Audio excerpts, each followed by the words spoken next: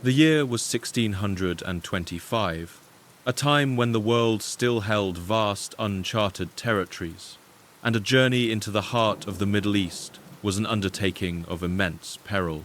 For Pietro della Valle, an Italian nobleman of insatiable curiosity and considerable courage, it was simply the next chapter in a life dedicated to exploration. He was a man not content with the gilded halls of European courts. His spirit craved the sun-scorched landscapes and ancient mysteries of distant lands. He had wandered through Asia, navigated the dusty terrains of North Africa, and even marveled at the vibrant chaos of India. His travels had also brought him love, for in Damascus he had married Siti Ma'ani, an Assyrian Christian princess whose grace and resilience made her the perfect companion for his nomadic existence. Now they journeyed together, a small, determined caravan, moving slowly across the baked plains of what is now modern Iraq. Their world was the gentle sway of a camel's back, the steady plod of horses, and the constant murmured guidance of their local escorts, men whose faces were maps of the harsh land itself. This was not a region that welcomed travelers. The air itself seemed thick with tension, a fragile truce between suffocating heat and simmering conflict. The two great powers of the age, the Ottoman and Persian empires, were locked in a brutal war, their armies clashing over the ultimate prize, the legendary city of Baghdad. In the vacuum of power left by their struggle, chaos flourished.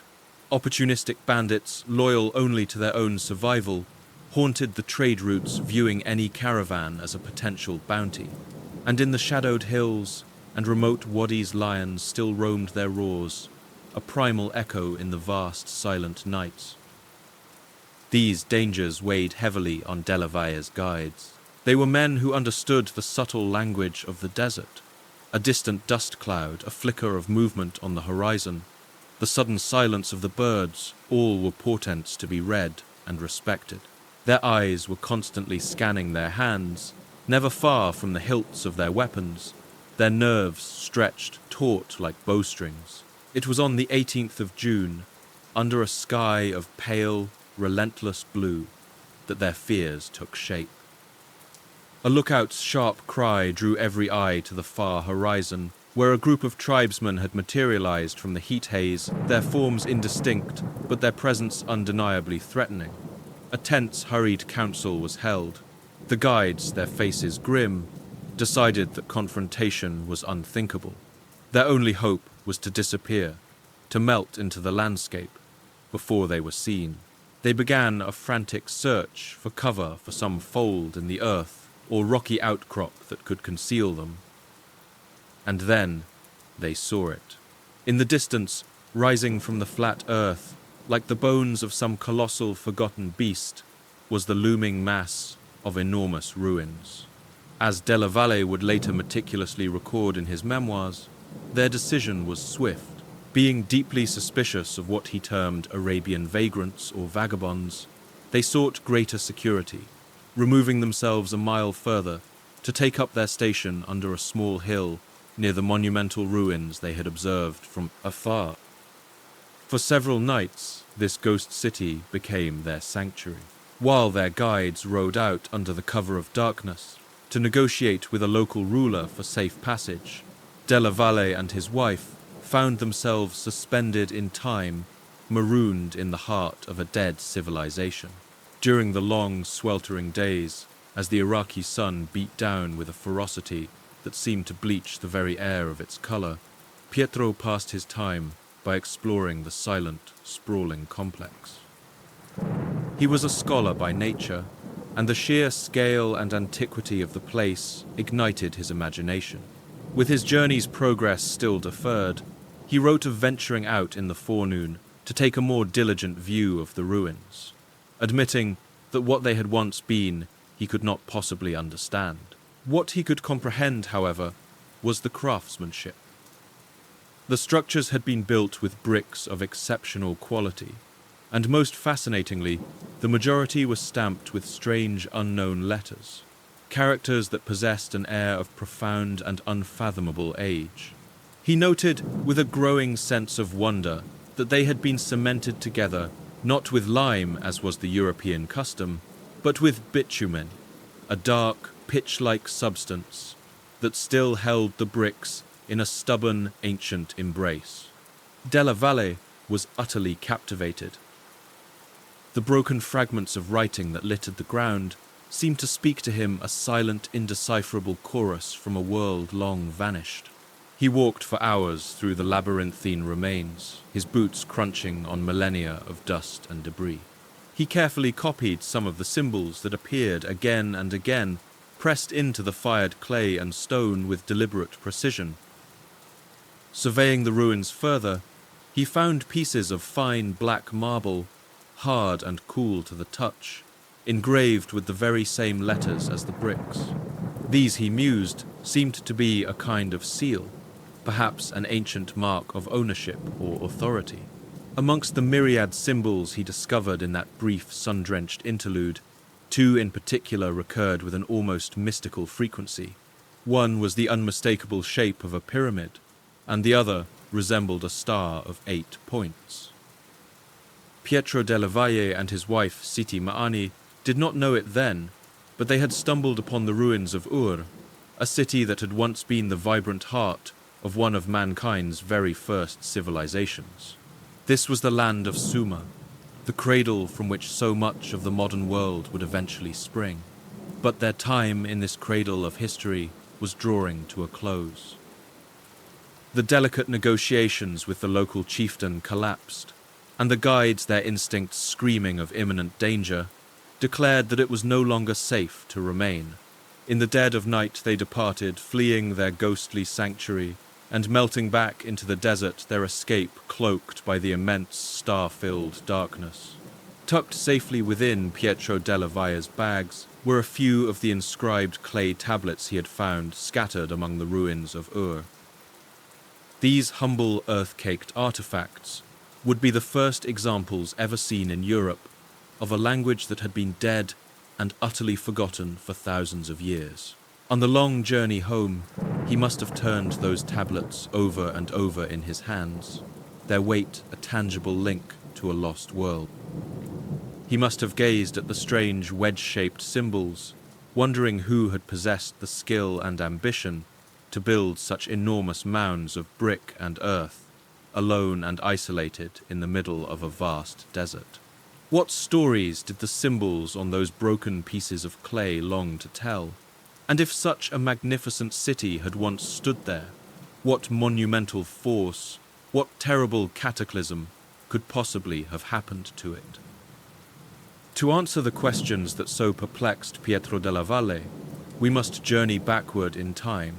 We must peel back the layers of history, past empires and fallen kings to the very beginning.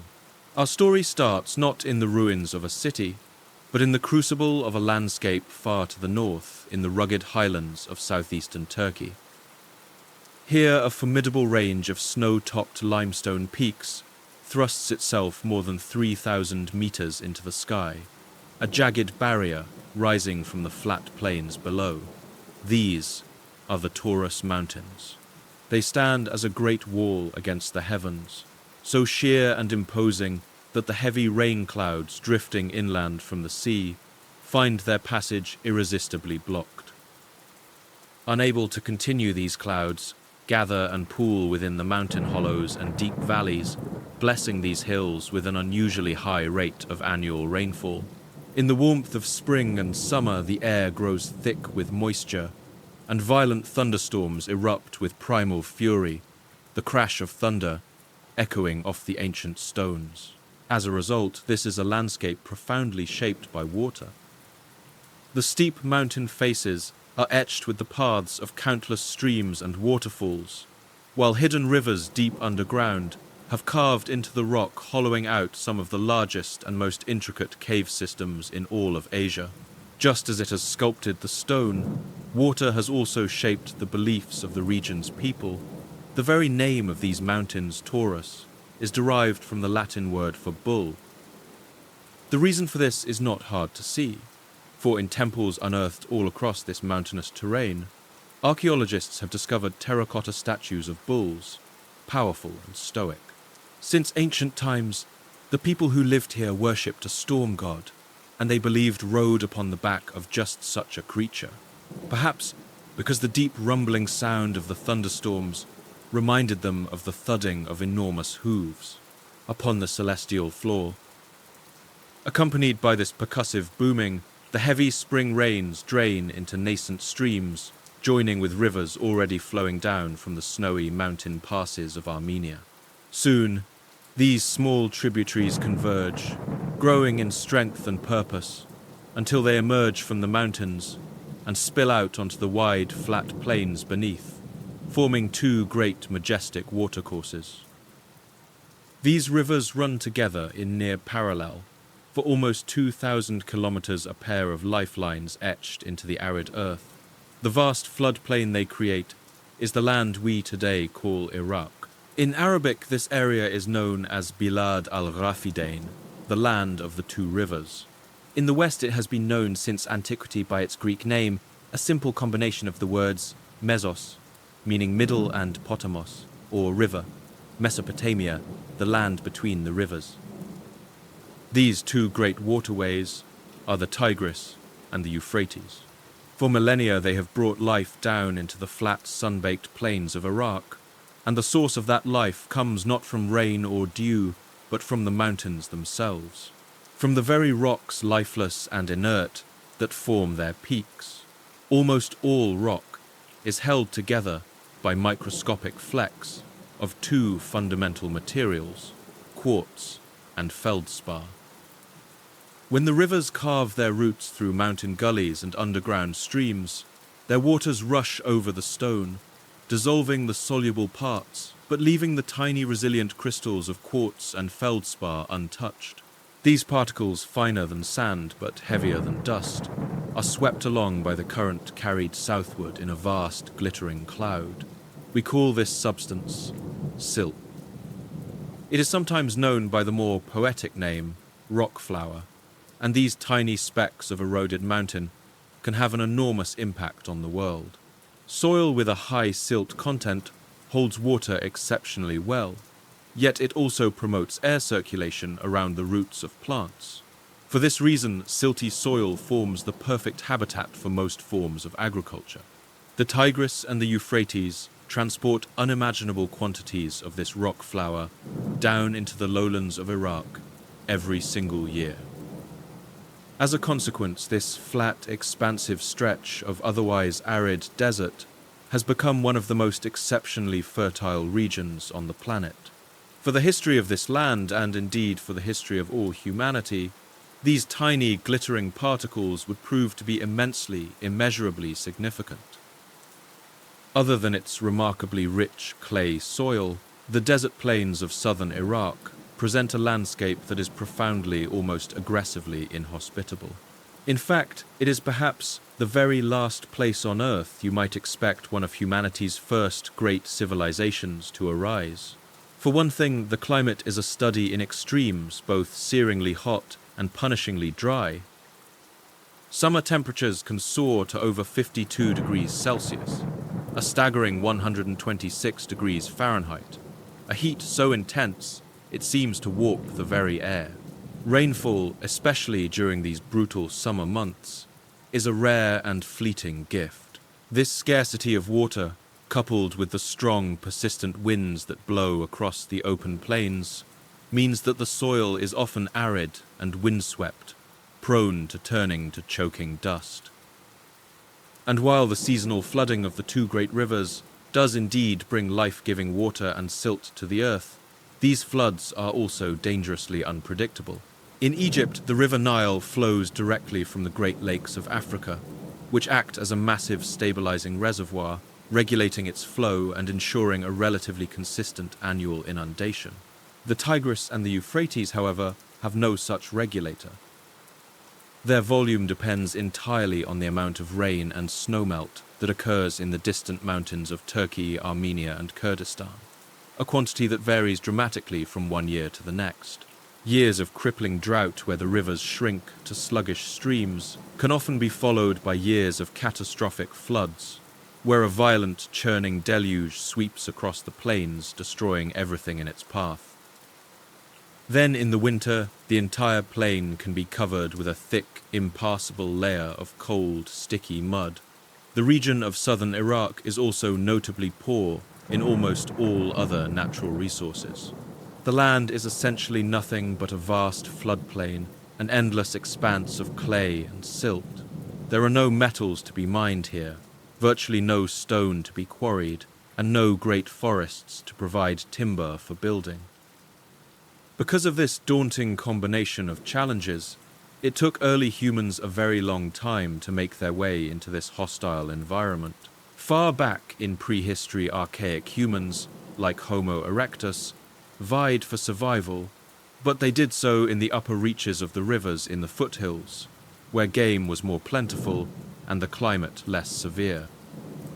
Archaeologists have found their stone axes and other primitive artifacts dating back nearly 500,000 years, but the riverlands of southern Iraq were simply not suitable for their hunter-gatherer lifestyle. Then, about 13,000 years ago, something fundamental began to change. The first nomadic hunter-gatherers, after millennia of wandering, started to settle down in permanent villages. These early innovators had noticed something intriguing, a simple observation that would alter the course of human history. They saw that when they threw away the discarded seeds of the edible plants, they gathered those same plants would later sprout miraculously from their rubbish dumps.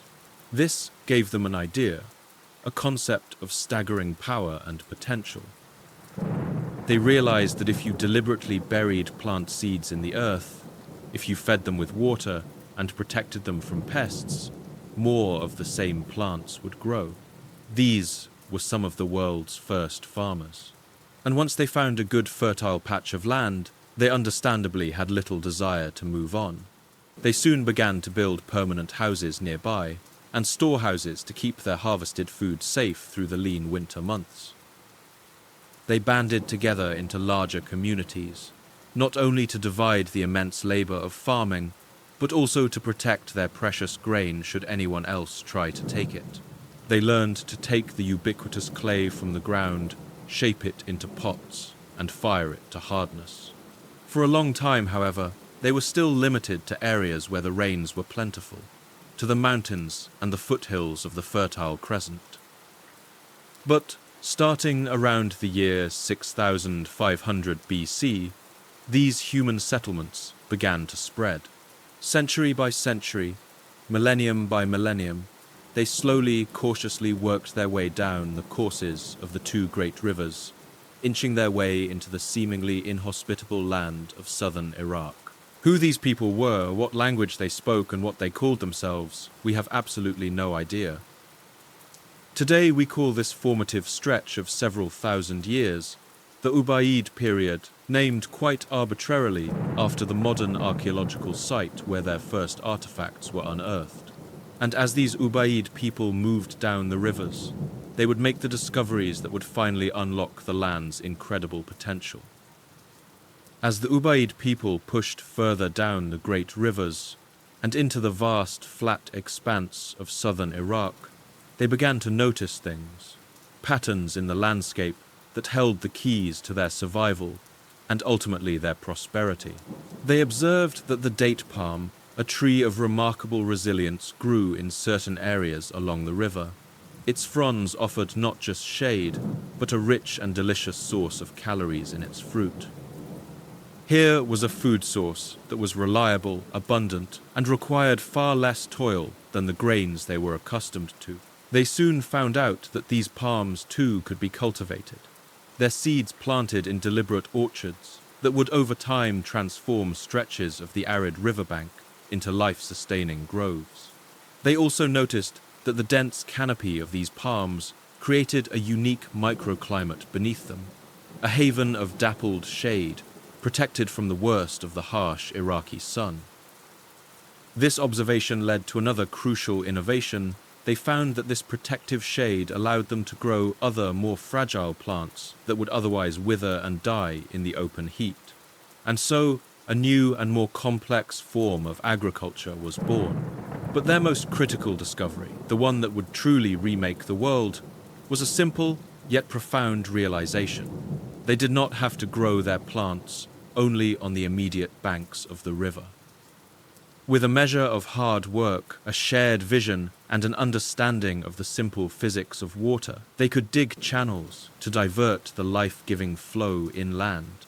They could, in effect, take the river with them. Now they could grow crops almost anywhere, so long as a canal could be dug long enough to reach it.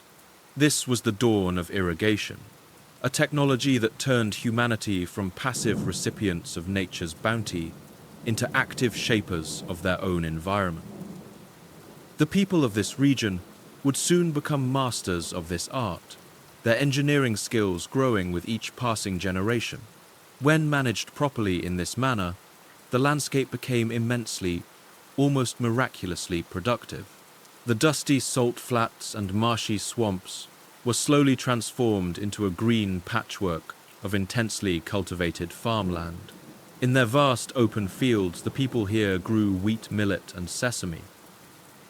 In the cool gardens beneath the shade of their date palms, they also cultivated pomegranates, grapes, and figs, alongside verdant patches of chickpeas, lentils, leeks, garlic, cucumbers, and watercress. There was, however, one particularly noticeable patch of vibrant green in the midst of all this tamed desert. In the far south of Iraq, the rivers Tigris and Euphrates branch out into a sprawling delta of shallow lakes and waterways before they finally meet the ocean, creating an ancient and unique marsh landscape.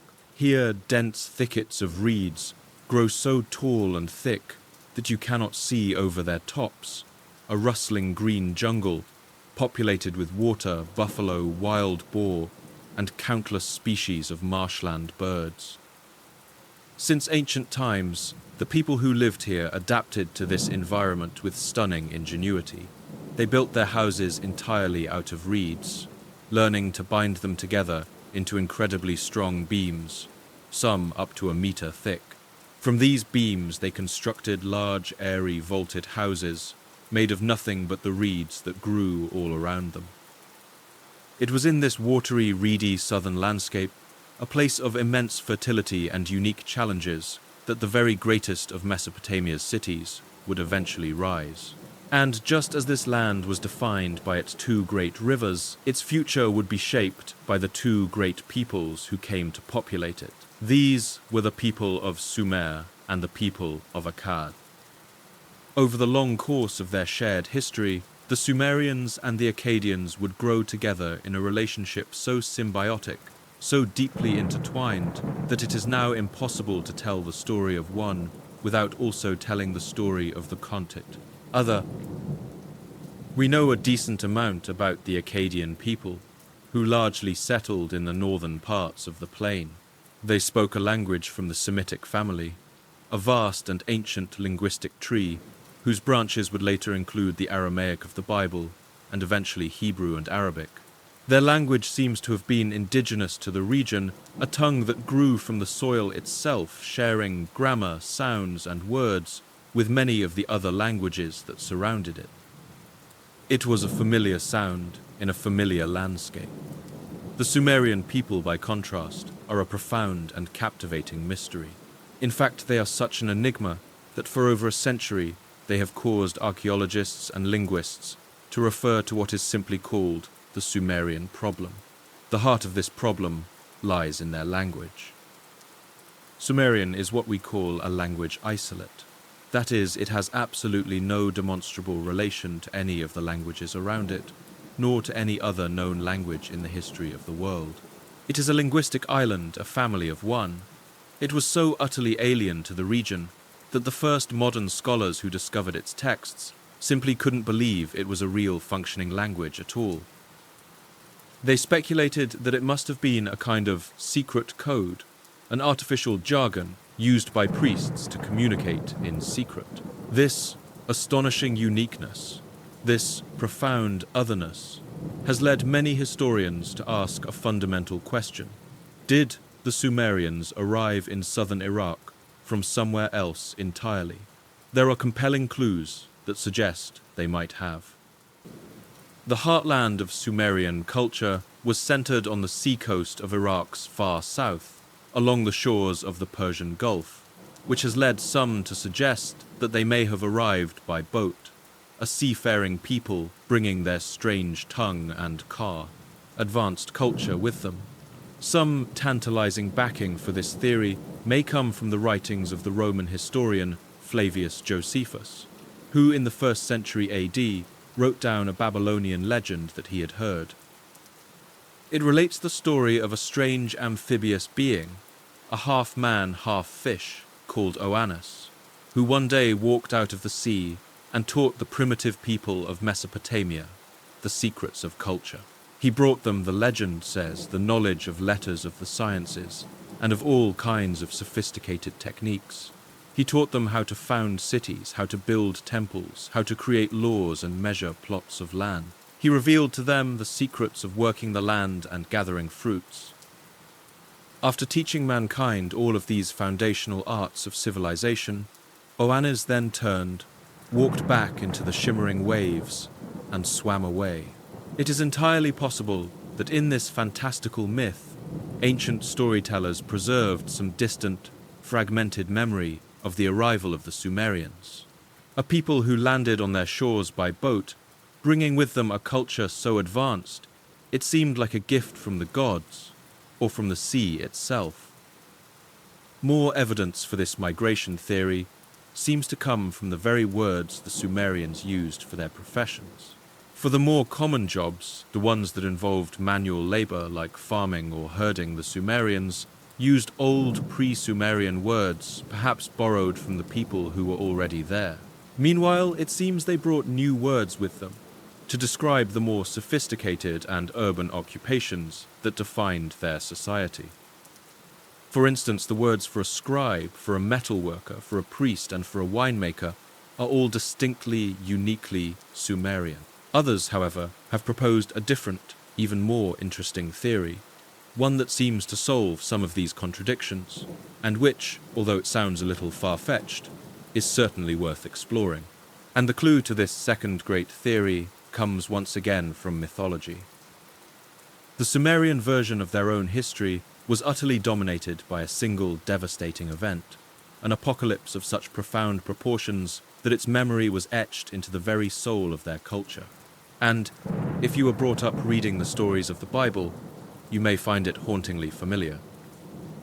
The Sumerians believed that in a time long before memory, in the age of their most distant and mythic ancestors, a great flood had washed over the entire world, a primordial catastrophe that drowned the land and reset the course of existence. This same story, this deep cultural trauma, would later be passed on into the legends of the Babylonian Empire, and from there to the Hebrew poets who wrote the first books of the Bible. For this reason, the story of the flood is perhaps the oldest continuously told story in human history, a narrative thread that connects us back to the very dawn of civilization. And it is in this ancient, powerful legend that the clue to the true origin of the Sumerians might lie. The story of the flood is so striking, so universal in its terror, that many historians with varying degrees of credibility have tried to identify some specific historical event that may have inspired it. And as it turns out, history is actually full of great inundations. When the last great ice age ended around 10,000 BC, global temperatures began to rise, climbing between 4 to 7 degrees Celsius over a period of about 5,000 years. Up until that point, vast monolithic ice sheets, kilometers thick, had covered much of the land in the northern half of the planet, reaching as far south as modern-day Berlin. But as the planet's climate warmed, these immense ice caps began to melt, and their water, an almost unimaginable volume of it, poured back into the world's oceans. The consequences were global and transformative. Global sea levels rose an average of 2.5 centimeters a year, a seemingly tiny amount, until you realize that by the end of this great melt, the sea had risen an incredible 120 meters, more than enough to completely swallow a 30-story building. Around the world, the sea engulfed vast regions of the coast, redrawing the map of the planet forever.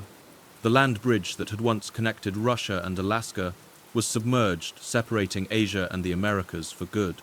Low-lying regions of what is now Europe's North Sea flooded completely, turning Great Britain from a peninsula into an island. And in the Middle East, the effects were felt just as dramatically. During the low sea levels of the Ice Age, the Persian Gulf as we know it today did not exist.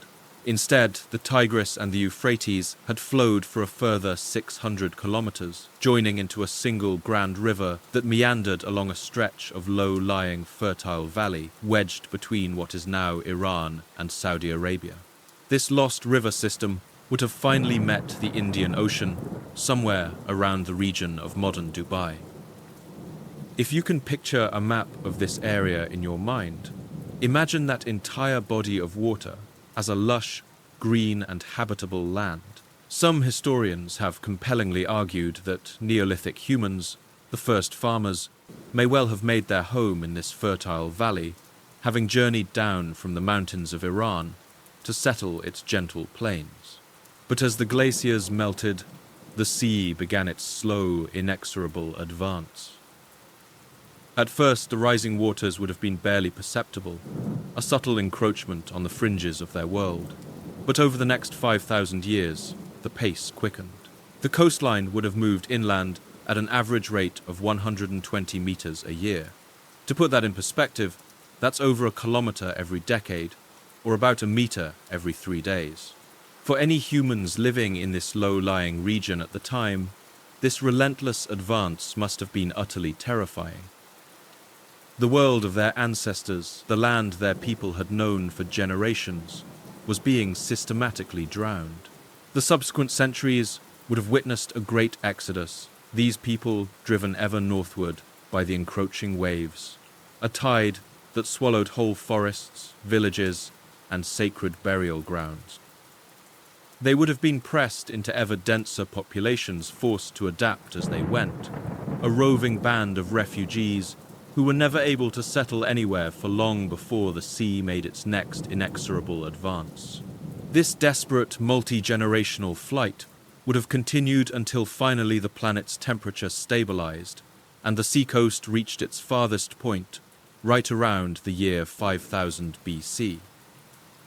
This date is incredibly significant, for it is precisely the time that Sumerian culture as we know it seems to burst fully formed onto the historical stage. So this is a theory that I think deserves serious consideration. What if, as the waves of Semitic-speaking farmers were slowly moving down the rivers from the mountains to the north, they met another population coming up from the south, a ravaged and devastated people speaking a language that had evolved in complete isolation and telling terrifying tales of a great flood that had drowned their entire world. This theory could even be supported by that strange legend of the amphibious fishman Oannes. Is it possible that the Sumerians came to southern Iraq, not by boat from across the sea, but by actually walking out of a land that was now at the bottom of it? Another ancient legend called the myth of Enki and Ninhursag relates a creation story in which the god Enki creates man in a paradise-like land called Dilmun. Like the Garden of Eden, Dilmun is an earthly paradise where sickness and death are unknown. In Dilmun the text reads, "The crow does not utter its cry, the lion does not kill, the wolf does not seize the lamb, the wild dog devourer of kids is unknown." This mythical paradise of Dilmun is thought to have been what is now the island of Bahrain, an island sitting in the middle of the Persian Gulf, that very body of water that was once a fertile river valley. Of course, all we have on this subject is speculation, and until any further more concrete evidence is found, this will remain just a theory. But as a storyteller, I can't help but be drawn to this colourful, dramatic explanation. When we try to work out the truth of what happened in this incredibly distant past, we are reminded that history is not a rigid set of dates and facts, but a continuing process of inquiry and debate. It can sometimes feel like we are trying to map the surface of a planet in another solar system, or exploring the dark, crushing depths of the deep sea, and all we have to work with are the small, fleeting spots of light that history provides. We may never know for certain the truth about where the Sumerians came from, but there is plenty that we do know. The Sumerians referred to themselves as the Sag Giga, or the black-headed people, a name the Akkadians would later adopt, calling them Salmat Kakadi in their own tongue. From the detailed carvings that have survived the long march of millennia, we can see how they presented themselves to the world. Their hair was often worn curly on top and cut short on the sides. Common men wore simple kilts, fashioned from sheepskin, a practical garment for a life of labor under the hot sun. The richer and more powerful people, however, would have been a sight to behold, draped in colorful fabrics, spun from fine wool, their garments decorated with intricate tassels and beads. Among the wealthy, both men and women adorned themselves with jewelry, anklets, bracelets, necklaces, and ear ornaments, all painstakingly crafted from hammered copper, and for the truly elite gleaming gold. Remarkably, we also have a great deal of evidence about what their world sounded like. Like everything else of importance, the Sumerians wrote their music down on clay tablets. Archaeologists have even discovered other texts that explain precisely how to play it, including detailed instructions on how to tune their instruments. Today, this has allowed modern musicians to actually recreate the sounds of ancient Sumer, using authentic reconstructions of the instruments of the day, early forms of lyres and lutes, haunting reed pipes and resonant bells made of fired clay.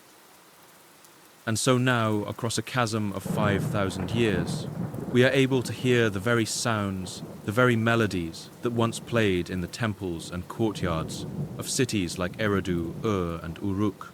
These two great peoples, the Semitic Akkadians and the mysterious Sumerians, formed a deep symbiosis over the next centuries that would see their cultures run in parallel, just like their two great rivers. They shared their successes and their technological advances. They shared the cities that were even now growing to become the largest the world had ever seen. But they also shared their failures, and as a result their fates became inextricably permanently intertwined. They believed the world was a roughly circular landmass, a great flat disk floating in a primeval ocean that surrounded it on all sides. They also believed that another ocean lay far above their heads, held in place by the solid crystalline structure of the sky, which would occasionally let some of this celestial water through in the form of rain. They divided all water into two fundamental types, that of the rain and rivers, which they called sweet water, and that of the sea, which they called bitter water. The Sumerians called their homeland Ki-Engi, which means the land of the noble lords. To describe the settled, civilized societies of their own people and the Akkadians, they used the word Kalam. To describe the mountainous, untamed zones that bordered their plains, they used the word Kur. In the Sumerian language, Kur simply meant mountain, but it also came to mean foreign, rebellious, barbarous, and wild. And at this time in history, that is precisely how the outside world must have looked to them. To their south and west, the vast, unforgiving desert of Arabia yawned a rolling sea of sand dunes, where almost nothing grew, a place they knew only as the home of fierce nomadic tribes.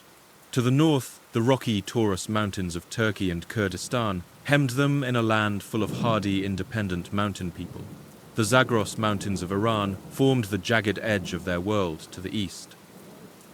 Today, the Arabic word for the region of Upper Mesopotamia still holds within it a sense of this profound feeling of isolation.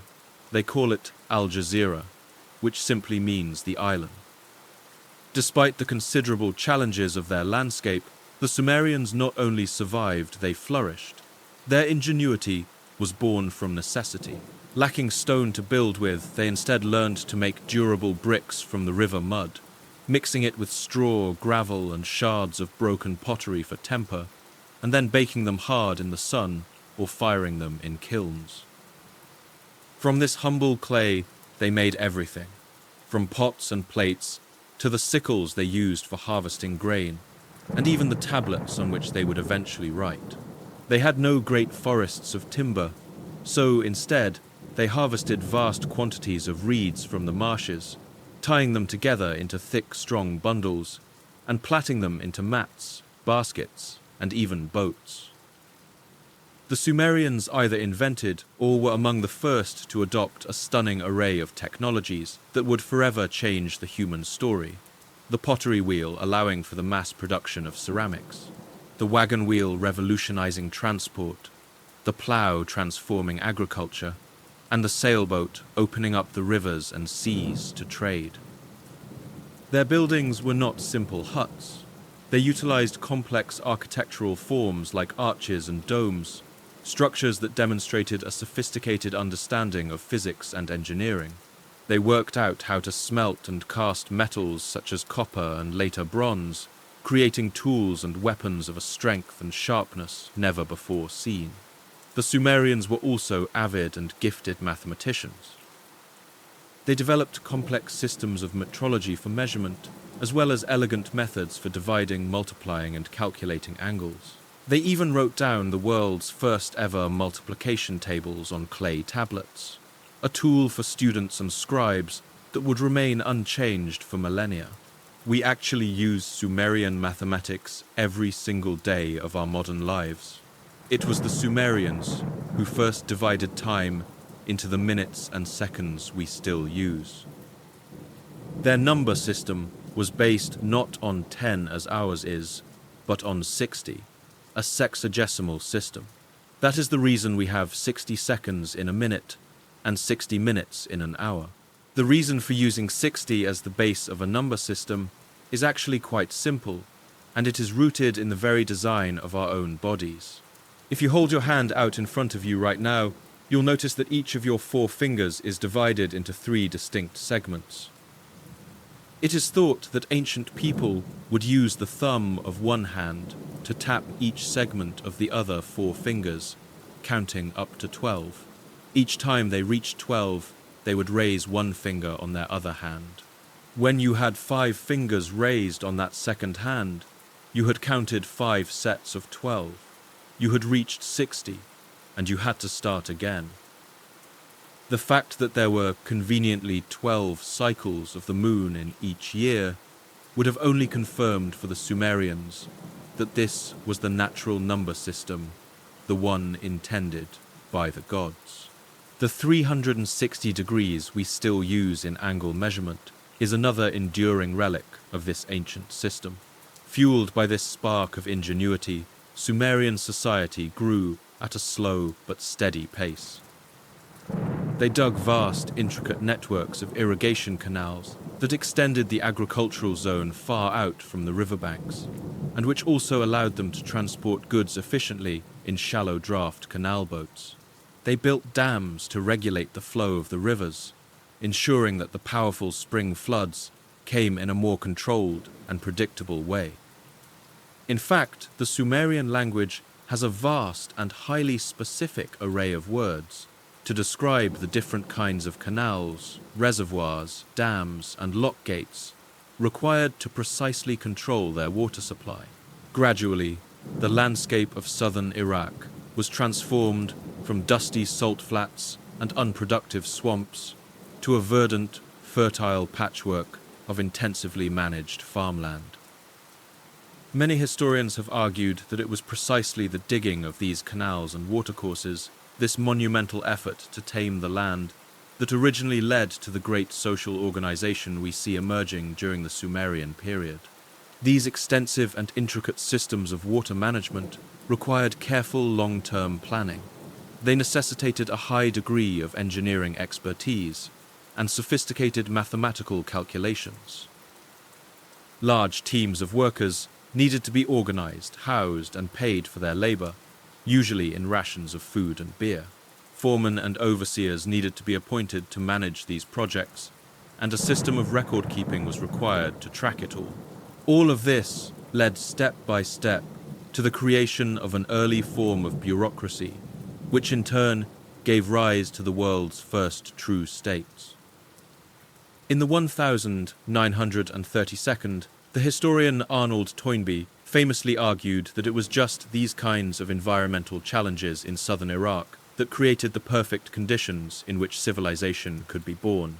The desiccation of the region, he wrote, impelled the fathers of the Sumerian civilization to come to grips with the jungle swamp of the lower valley of the Tigris and Euphrates, and to transform it. The terrible ordeal through which these pioneers passed is, he suggested, commemorated in Sumerian legend, the slaying of the primordial sea dragon Tiamat by the god Marduk, and the creation of the world out of her mortal remains signifies the pioneers, subjugation of the primeval wilderness, and the creation of a habitable land through the canalization of the waters and the draining of the soil. The tough semi-desert landscape created what he called a stimulus and response effect in these early people. Toynbee argued that in conditions that are too comfortable, people have little need for increased social organization or technological development. Conversely, in conditions that are too harsh, society finds it impossible to develop at all. He argued that it is in unique environments, such as southern Iraq, where the challenges are numerous but not entirely overwhelming, that a cradle of civilization can occur. According to Sumerian texts, the very first city in the region was the city of Eridu. One controversial but fascinating document, known as the Sumerian King List, describes Eridu as the place where the god Enki first decided that a king should rule on earth. When kingship from heaven was lowered, the text reads, "The kingship was in Eridu." It then lists the city's first two mythic kings and their impossibly long reigns. For obvious reasons, many historians have questioned the reliability of this source. Some have even gone so far as to call it a piece of utter fiction, or a later piece of political propaganda designed to legitimize a usurper to a throne. But the king list does, at the very least, tell us how the Sumerians, of at least one point in their history, thought about their own past, and many have argued that Eridu may well have been the world's first true city. It was founded around the year 5400 BC. That's nearly 7.5 millennia ago. To put that in perspective, at this time, small, isolated populations of woolly mammoths, survivors from the end of the Ice Age, still roamed in the most remote parts of the world. Eridu was populated by Sumerian speakers, and soon it would make up just one of a whole constellation of small but thriving cities that dotted the landscape of southern Iraq. These were independent city-states, each centered around its main temple, and ruled by a priest-king known as an Ensi. Surviving records show that these Ensi were often assisted in their rule by a council of elders, a body which significantly included both men and women. In this very early period, most of the largest cities were probably no bigger than about 10,000 people. The borders between these city-states were defined by the courses of their canals and by specially created boundary stones, carved monuments left jutting out of the earth to mark the line where one territory ended and another began. Slowly, these cities began to eclipse the old Ubaid culture that had preceded them. Art and architecture began to take on the forms that we would truly call Sumerian, and technology also began to take huge leaps forward. This initial period of urban growth appears to have been a time of relative peace and stability. There is little archaeological evidence of organized warfare or the keeping of professional soldiers in these very early cities. Significantly, most towns and settlements during this period went without defensive walls, a clear sign that the threat of large-scale attack was not a primary concern. One exceptionally ancient Sumerian myth, called the Gifts of Inanna, seems to capture some of the spirit of this remarkable period of transition. It describes technology and all the refinements of civilization being handed down from Enki, the king of the gods, to his daughter, the goddess Inanna. She in turn passes these gifts down to the people of Sumer. Holy Inanna, the poem recites, received the craft of the carpenter, the craft of the coppersmith, the craft of the scribe, the craft of the smith, the craft of the leather worker, the craft of the builder, the craft of the reed worker. Holy Inanna received wisdom, the shepherd's hut, the knowledge to pile up glowing charcoals, and the design of the sheepfold. Enki teaches Inanna about the bonds of family, the proper laws of inheritance, and the subtle art of good judgment. But he also goes on to give her other more troubling gifts, gifts which show that the darker side of civilization was already beginning to make itself known, even in this dawning age. Holy Inanna received deceit, and the rebel lands the text continues. Holy Inanna received heroism, power, wickedness, the plundering of cities, and the making of lamentations. It may be that the ancient Sumerians already recognized right at the very dawn of settled human society a truth that the scholar Walter Benjamin would one day write, that there is no record of civilization which is not at the same time a record of barbarism. And it is true that during this period the Sumerians began practices that would initiate a long and sorrowful phase of human history. Chief among these is the use of slave labor. They began to capture men and women from the hill countries outside their borders, using their forced labor to fuel the rapid growth of their own economy. In the last episode, I used the metaphor of the death of stars to talk about the life cycle that empires often pass through. But we might also think about the birth of civilizations in this same cosmic way. The very first stars were born from vast, diffuse clouds of gas, which were slowly compacted together under the immense weight of their own gravity, coalescing into a spinning ball of incandescent matter. Under enough pressure, the temperature at the star's core increased until finally nuclear fusion began.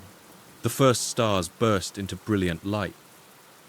In a similar way, when enough people gather together in one place, that settlement obtains a kind of social gravity. It draws other people towards it from the countryside and from smaller settlements. And as the size of the settlement increases, so does the pressure on its various systems. In some cases, this immense pressure results in those people being fused together into new, more complex and more powerful forms of organization. Sometime around the year 3200 BC, the very first star of these human settlements began to burst into light, and that light was the invention of writing. One Sumerian epic poem titled Enmerkar and the Lord of Aratar gives us the first known story about the invention of writing. This poem attributes the invention to a king who has to send so many complex messages to a rival city that his messenger simply cannot remember them all. Because the messenger's mouth was heavy and he couldn't repeat the message, the poem explains the Lord of Kulaba patted some clay and put words on it like a tablet. Until then, there had been no putting words on clay. The Sumerians had two things around them in virtually limitless abundance: the clay beneath their feet and the reeds that grew in dense thickets in the marshes and along the banks of the rivers. And it is these two humble, ubiquitous resources that combined to form the first human writing. A Sumerian scribe would pick up a lump of wet clay, just big enough to fit comfortably in their hand. In fact, about the size and shape of a modern smartphone. They would then take a piece of reed cut into the shape of a wedge at its tip and press it over and over again into the soft clay to form symbols. The distinctive wedge-shaped impressions left by the reeds give this form of writing its name. We call it cuneiform, from the Latin cuneus, meaning wedge. The oldest known cuneiform clay tablets come from the city of Uruk and date to the late 4th millennium BC, probably around the 32nd or 31st centuries. This earliest script originally consisted of pictographs, small, simple pictures designed to directly depict objects so that anyone, even those who were not literate, could understand what they represented. These were first used to keep track of everyday things like work rations and temple supplies. On some of these very early tablets, you can still see very clearly what they mean.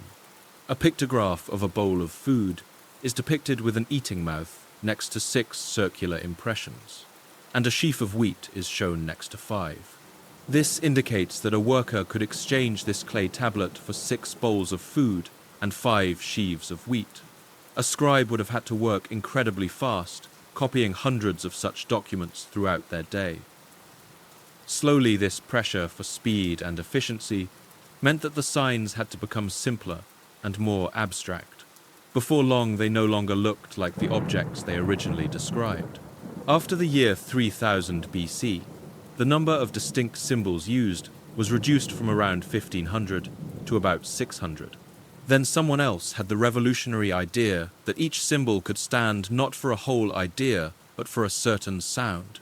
This was the beginning of the world's first alphabet. But it also meant that now only an educated few could understand the meaning of the symbols. And soon, a separate elite class of professional scribes emerged. With this invention, the human brain would never be the same again. People could now read the very words of kings and scribes who had died hundreds of years before. And they could also begin to write down everything that they had learned, so that this knowledge could not only be remembered, but more importantly, it could be built upon. Partly due to this new ability to record and transmit knowledge, the technology of Sumer around this time began to take even greater leaps forward. This next period of history would be known as the Uruk period, named after the city of Uruk, which, by the middle of the 4th millennium BC, had grown into the largest and most powerful city in all of southern Mesopotamia. One of the key ways that historians mark the decisive shift from the earlier Ubaid culture into the Uruk period is by observing a dramatic and somewhat surprising change that occurred around this time in the region's pottery. Now, if you are thinking that the pottery must have gotten more sophisticated and ornate as technology improved, you would be mistaken. In fact, the ancient pottery of the preceding Ubaid period was exceptionally beautiful. It was made on a device known as a slow wheel, a turntable that allowed for careful, patient craftsmanship and was often painted with distinctive and elegant geometrical designs in brown or black. It was, in essence, a luxury item created for the select few. The shift to the Uruk period, however, saw a great increase in the sheer amount of pottery produced, but the quality of that pottery fell dramatically. Thanks to a new technology known as the fast wheel clay, jars and pots could now be churned out in great numbers by workmen in intensive factory-like workshops. This was the world's first era of mass production. The booming, complex economy of the Sumerian cities comes to vivid life in their administrative documents. The surviving clay tablets tell us that in the city of Girsu, for instance, a staggering 15,000 women were employed in the textile industry alone. One state-run factory produced 1,100 tons of flour a year, as well as vast quantities of bread, beer, and linseed oil. This single factory employed 134 specialist artisans and 858 skilled workers, of which the vast majority were women. Since there was no currency at this time, workers were paid directly in rations of food and other essential goods. The minimum ration for an unskilled factory worker consisted of 20 litres of barley a month, along with 2 litres of oil and 2 kilos of wool per year. Meanwhile, their supervisor would earn roughly twice this ration. The poor in Sumerian society were certainly downtrodden and were probably, for the most part, pretty miserable. They often had to borrow food or silver from predatory moneylenders at crushing interest rates, sometimes as high as 30%. But despite this rising inequality by the middle of the 4th millennium BC, this economic advancement meant that the city of Uruk had grown into the largest and most powerful city in southern Mesopotamia. This was around the year 3500 BC, or over 5,500 years ago. By this time, nearly 2,000 years had already passed since the original founding of that first city at Eridu. That's enough time to take us from the present moment all the way back to the age of Julius Caesar. By this point, Sumerian civilization was already ancient. To give this some further context, the very earliest of the Great Pyramids of Egypt would still not be built for another 900 years. In Britain, the famous Neolithic monument of Stonehenge was at this time just a simple series of barrows and earthworks. Its iconic large stones would not be moved into place for another 1,300 years. And when writing was invented in Uruk in the 32nd century BC, the very last population of woolly mammoths to survive the end of the Ice Age were still clinging to a precarious existence on a rocky outcrop in the East Siberian, sea known as Wrangel Island. By this time, the city of Uruk would have had a population of about 50,000 inhabitants. While that's only enough to fill a modern medium-sized football stadium at this time, it was by far the largest city that the Earth had ever seen. The world's earliest surviving piece of literature, the magnificent Epic of Gilgamesh, begins in this very city. It is the story of a legendary king of Uruk named Gilgamesh, who likely ruled sometime in the 3rd millennium BC. Whatever the historical facts of his reign may be, Gilgamesh made enough of an impression as a ruler that he went down into legend as a mythical hero, a figure who was 2/3 god and 1/3 man. And although there is much more myth than fact in this ancient and powerful tale, the Gilgamesh epic does tell us a little about how Sumerian society was changing in the early centuries of the 3rd millennium. For one thing, it is clear that warfare had begun to increase dramatically in the region. The tale opens in the powerful, bustling city of Uruk, and one particular feature of the city is mentioned as a great source of civic pride, that is, its ring of enormous fortified walls. As these opening lines from the epic show, behold its outer walls which gleam like copper, see the inner wall which none can rival, touch the threshold stone it is from ancient days, go up and walk on the wall of Uruk, inspect the cornerstone, and examine its brickwork. Is it not built of baked brick? It is clear that by this time, city walls were a necessity. But we can also tell from the great pride shown in Uruk's fortifications that they may have also been quite rare. In fact, throughout the story, the city is referred to repeatedly and reverently as strong-walled Uruk. We also get a sense of how the city was divided during this time, suggesting some level of sophisticated urban planning from its rulers. The poem describes the city's layout 1/3 for city, 1/3 for garden, 1/3 for field, and a precinct for the temple of Ishtar. At the height of the Uruk period, the city covered an area of 2.5 square kilometers. It had a busy port on the river, along with bustling workshops and cluttered houses. At the very center of the city was Uruk's famous White Temple. It was elevated 21 meters on a platform and covered in a brilliant white gypsum plaster that would have reflected the sunlight, causing the temple to glow during the day, a beacon visible for miles across the flat plain. If you were to walk the streets of Uruk during this time, you would have seen vibrant markets selling produce like beans and lentils, pomegranates and dates, and jars of date syrup and fragrant oil. In the richer parts of town, houses would be built from expensive fire-baked bricks, but elsewhere they would be made of simple mud and clay, dried hard in the sun. The houses would likely be arranged in a chaotic, organic way, creating a labyrinth of narrow alleys and shaded warrens, often covered by reed matting to keep them cool in the searing heat of the day. Farmers would be carrying large bundles of reeds and wheat on their backs, and herders would be bringing their long-haired sheep and powerful oxen into the city for trade. Here and there, you would see men sitting in circles in shaded courtyards, sharing a large jar of beer placed in the center, all of them sipping it through long straws made of hollow reeds.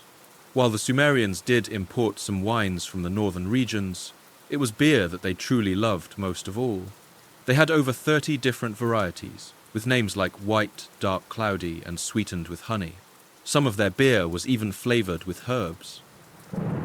It was brewed directly from the wheat and barley of the fields, and if you bought the cheapest kind, it would often still have seeds of grain floating at the bottom. One cuneiform text has even preserved for us a kind of ancient Sumerian drinking song. I will summon brewers and cupbearers to service it begins floods of beer and pass it around. What pleasure, what delight, blissfully, to take it in to sing jubilantly of this noble liquor, our hearts enchanted and our souls radiant. We can easily imagine the conversations that these ancient people would have had around their shared jars of beer, probably not that different from the conversations you'd find in any bar or pub today. Some of these everyday concerns and complaints have been preserved in lists of ancient Sumerian proverbs. These groups of beer drinkers would doubtless have complained that they were not appreciated at work. I am a thoroughbred steed, but I am hitched to a mule and must draw a cart and carry reeds and stubble. Others would have commiserated about one of the oldest of all human concerns not having enough money. The poor man is better dead than alive, one proverb laments. If he has bread, he has no salt. If he has salt, he has no bread. And as with drinkers in all parts of history, they would have sometimes fallen out and shouted colourful insults at each other in the streets. If you were put in water, the water would become foul. If you were put in a garden, the fruit would have rot. At night, people usually slept on their flat rooftops, since the heat trapped inside the houses would have been too much for them to bear.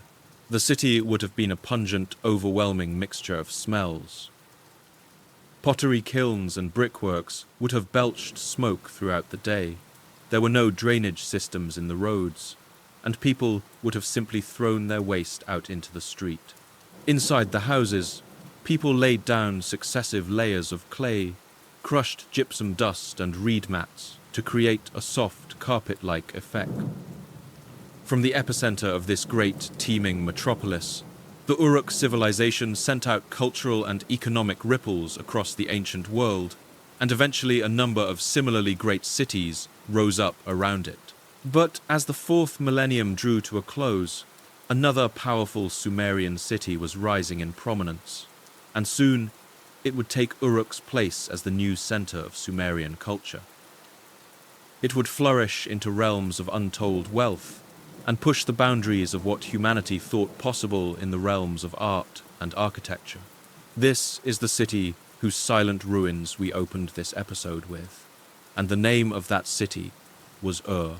It was situated right at the point where the Euphrates River met the sea, a bustling trading port and fishing town where seagulls would have circled overhead and fishermen came in with their daily catches of fish, oysters, and turtles. Its strategic position both on the sea and on the river would have made it a booming hub of the region's trade. As we've already seen, if you needed clay or reeds, southern Iraq was the place to be. But for virtually everything else they needed, the Sumerians had to import it from other lands. Luckily for them, they always had something valuable to trade. They were almost alone among all the nations of the ancient Middle East in that they consistently produced a large surplus and a wide variety of food. Archaeology shows that due to their advanced farming abilities, the Mesopotamians of antiquity enjoyed a far more rich and varied diet than their neighbors in either Turkey or Iran. We have even uncovered some ancient Sumerian recipes written down with meticulous care on clay tablets. This is the recipe for a dish they called *tu'u*, and it gives you a sense of the culinary variety they enjoyed. Get the water ready. Add fat, salt, beer, onion, arugula, coriander, semolina, cumin, and beetroot. Add them to the cooking pot. Then pound leek and garlic together and add. Let it all blend and reduce to a pulp. Then sprinkle with coriander and carrot. Boats laden with wheat and grains, bundles of dried reeds and jars of sweet figs were now forging up the rivers, bringing this agricultural bounty to all the neighboring lands. and in return, a steady stream of other, more exotic resources flowed back down into the heart of Sumer. Copper came down from the mountains of northwestern Iran, and later by ship from the distant island of Cyprus.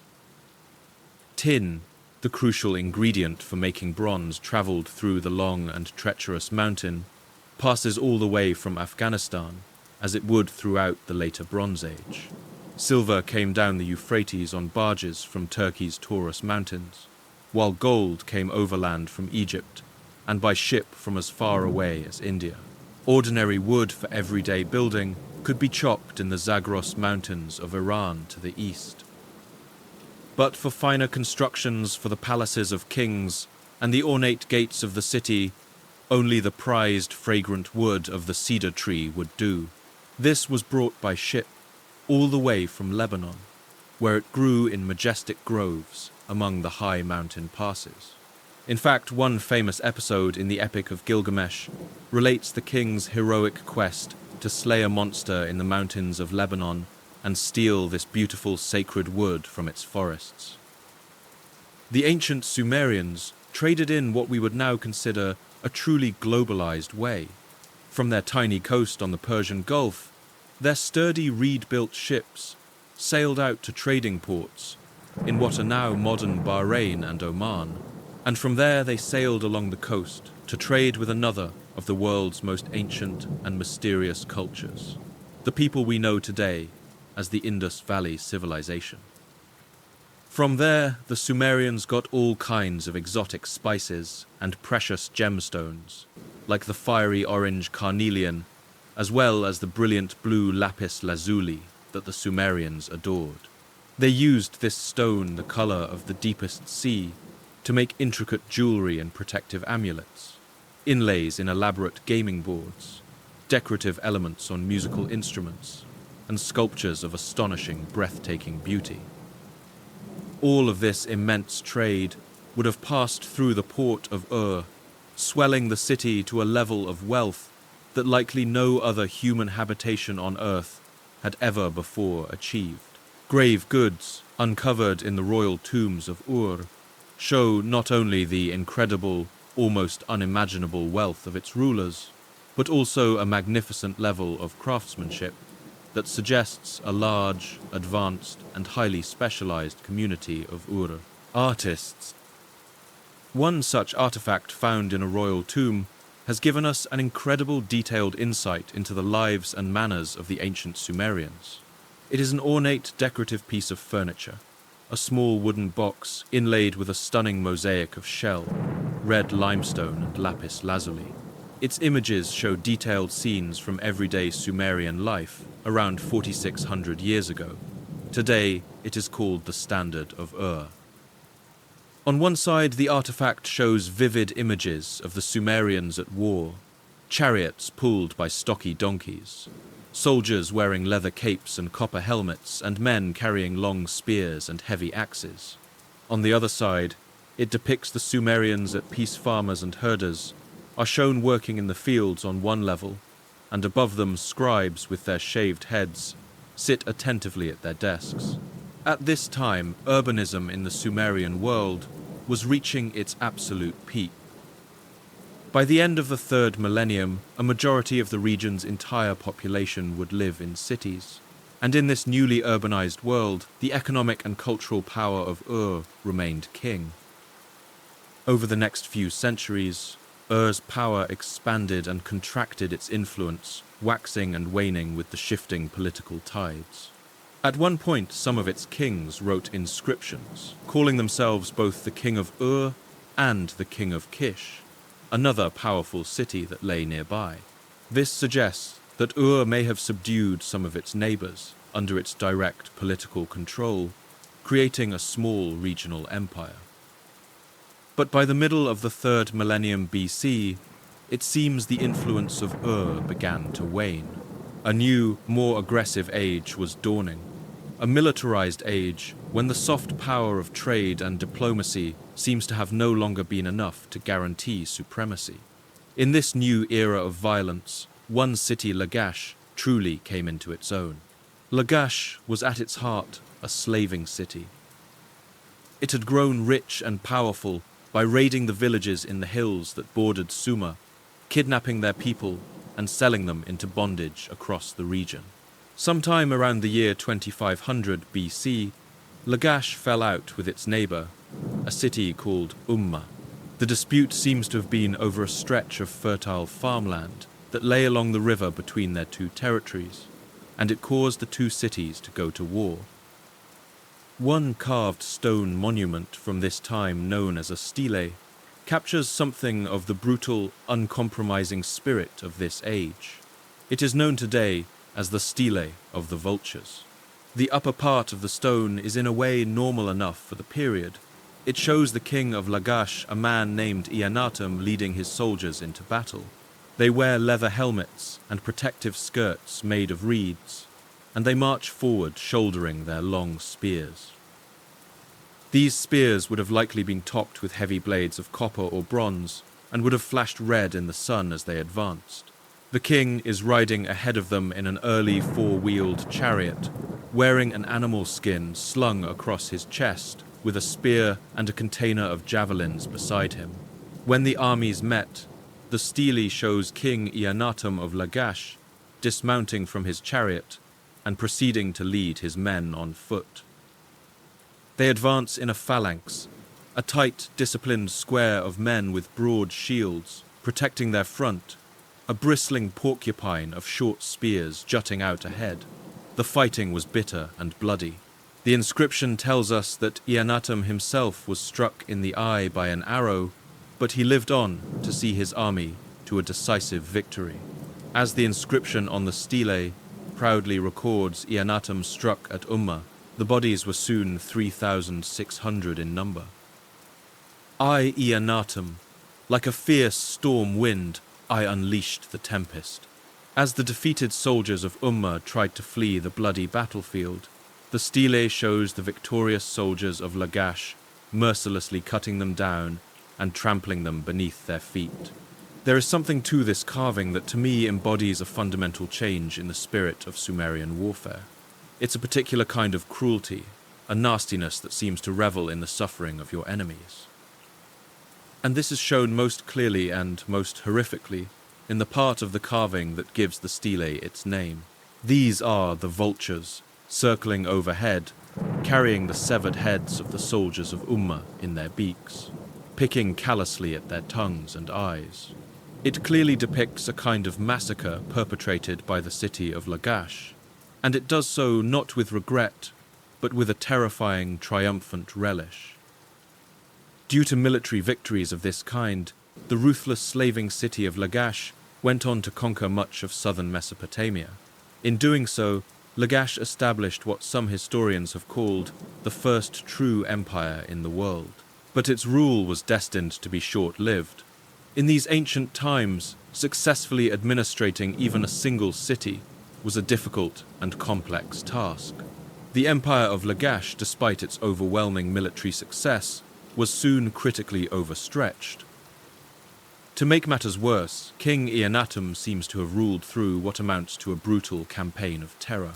Unsurprisingly, his rule was deeply unpopular, and revolt soon rose up against him across his conquered territories. As the hated empire of Lagash began to fracture and collapse, under the weight of its own cruelty, the ruler of one of its subjugated cities seized his chance. He was the king of Umma, the very city whose catastrophic defeat and humiliation is depicted with such gruesome relish on the stele of the vultures. And his name was Lugal-Zage-Si. It is not entirely clear from the historical record what made Lugal-Zage-Si so successful, but it is clear that he was animated by an ardent, all-consuming desire for revenge against the empire of Lagash. Perhaps he had even been present at the battle when King Eannatum had slaughtered thousands of his fellow citizens. He rose in rebellion against Lagash and quickly toppled the kings that were still loyal to the empire in the cities of Kish and Lhasa. Then he marched on the great city of Ur itself and the mighty walled fortress of Uruk. These both fell in turn, and the rebel Lugal-Zage-Si moved his capital to the ancient and prestigious city of Uruk. Finally, he marched on the city of Lagash itself, the hated heart of the empire, and it is here that the fiery vengeance in his heart seems to have burst out. The city did not hold out for long. Lugal-Zage-Si burst over its walls, sacked the city, and burned it to the ground. Even by the brutal standards of the time, this seems to have been a shocking act of desecration. As one piece of later Sumerian poetry recalls with profound sorrow, because the man of Ummah destroyed the bricks of Lagash, he committed a sin against the city's god. The god will cut off any hand raised against him. Nina Daba, the personal goddess of Lugal-Zage-Si, make him bear all these sins. After sacking Lagash, Lugal-Zage-Si's momentum seems to have been unstoppable. He worked his way north up the course of the two rivers, and soon he had conquered all the regions that Lagash had once claimed. One inscription written by him even claims to have conquered all the lands between what he calls the upper and the lower seas, meaning from the Persian Gulf all the way to the Mediterranean coast. The great god Enlil gave kingship of the land to him, the inscription boasts. The region from the lowest sea through the Tigris and Euphrates to the upper sea, 32 kings gathered against him, but he defeated them and smote their cities and prostrated their lords, and destroyed the whole countryside. Admittedly, this is probably something of an exaggeration. The Sumerians had never been able to maintain distant colonies or occupy far-off lands for very long. It is more likely that Lugal-Zage-Si pulled off something like a successful large-scale raiding party on the coast, perhaps looting some towns and cities and bringing treasure back to Uruk. But this was the first time that a Sumerian prince had ever made this audacious claim. For them, this upper sea was the western edge of their entire known world. The idea of a single king who might conquer all the land between the two seas began to possess the imaginations of all the kings who came after. But King Lugal-Zage-Si, just like the rulers of Lagash before him, had made the critical mistake of overstretching his resources. His empire was simply too big, too diverse, and too full of resentful conquered peoples to be held together for long. Before many years had passed, civil wars and rebellions broke out between the various Sumerian cities, plunging the region back into chaos. And in this time of great instability, the other great people of Mesopotamia, the Akkadians, began to fancy their chances at ruling. These were the people who, up until this moment, had been something of a junior partner in the great civilization of southern Iraq. Now they saw an opportunity. One man in particular would soon lead them in an outright rebellion against the fracturing Sumerian empire. He would go down in history with a name that in the Akkadian language means simply the one true king. That name was Sargon, and he would usher in the twilight of the Sumerian age. Like so many episodes in Sumerian history, the origin story of Sargon of Akkad is one you might find strangely familiar if you were brought up on the stories of the Bible. He was born sometime in the middle of the 24th century BC, and legend has it that as a baby, he was found floating in a reed basket on the banks of the Tigris River.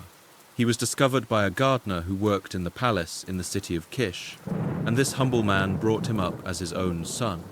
But, like the biblical Moses, this foundling child had big ambitions. There seems to have been something special about him from the very beginning. Something about his charming, confident manner meant that he was soon taken on as a cupbearer in the royal palace, a privileged position that involved bringing wine to the lords and royalty of the kingdom. This was a position of high honor, and crucially, a way for an ambitious young man to gain influence and favor at court. The young Sargon must have proven himself in other ways too, because he was soon entrusted with a mission of the utmost secrecy and importance.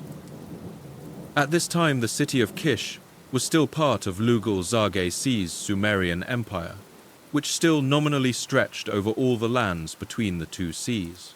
The Sumerian king, Lugal-Zage-Si, was away on a distant campaign, possibly fighting in the lands of Syria, or putting down a rebellion in a far-flung province.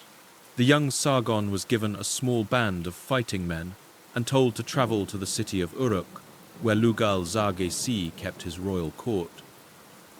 Their audacious plan was to strike the city in a surprise attack, to knock out the capital of this new empire in a single blow and free the city of Kish from imperial control. It was a daring, almost suicidal plan. The tall, legendary city walls of Uruk, immortalized in epic poetry, must have looked daunting to the young Sargon and his small band of men as they readied for their attack. But Lugal-Zarghesi had taken much of his main army with him on his campaign and had left few behind to defend his capital. The attack came as a complete and utter surprise. Sargon's men overcame the city's defenses, poured over its famous walls, and the remaining defenders fled in panic.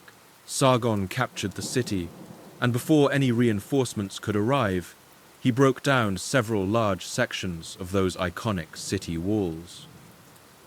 It was a deeply symbolic act, a devastating strike against the perceived might and invincibility of Lugal-Zarghesi's empire. King Lugal-Zarghesi must have been incandescent with rage.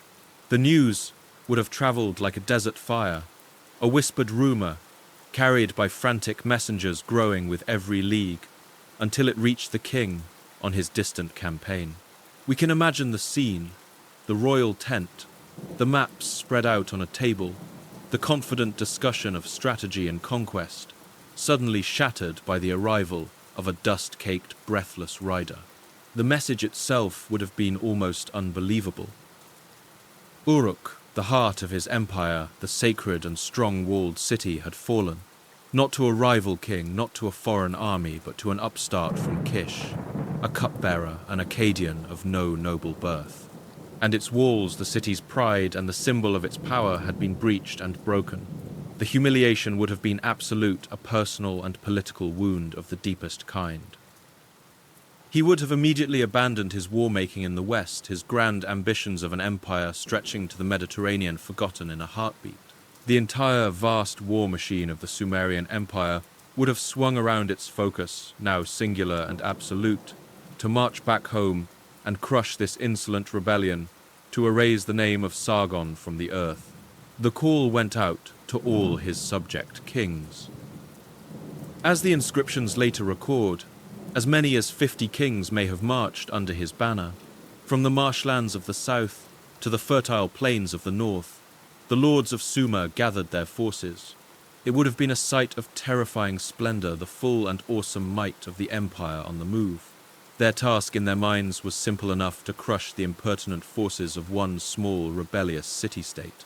Sargon, for his part, must have known what was coming. He had not just poked the beast, he had struck it in the eye. He was now facing not just an army, but an avalanche of retribution. But Sargon seems to have been one of those rare, transformative characters from history, one of those military geniuses, like Hannibal or Napoleon, who seem able to turn any battle in their favor, no matter how desperate the odds. He did not flee. He did not sue for peace. He prepared. We do not know the precise details of what happened next, for the legends have long since obscured the facts. But somewhere on the plains of Mesopotamia, the two armies finally met. On one side stood the great coalition force of Lugal-Zarghesi, a glittering sea of bronze and leather, a wall of men and shields, stretching to the horizon confident in their numbers, and the divine right of their king. On the other side stood the small, battle-hardened army of Sargon, vastly outnumbered, seemingly doomed. But in the pitched, bloody battle that followed, with the whole amassed force of the empire arrayed against him, it was Sargon's army that impossibly emerged victorious.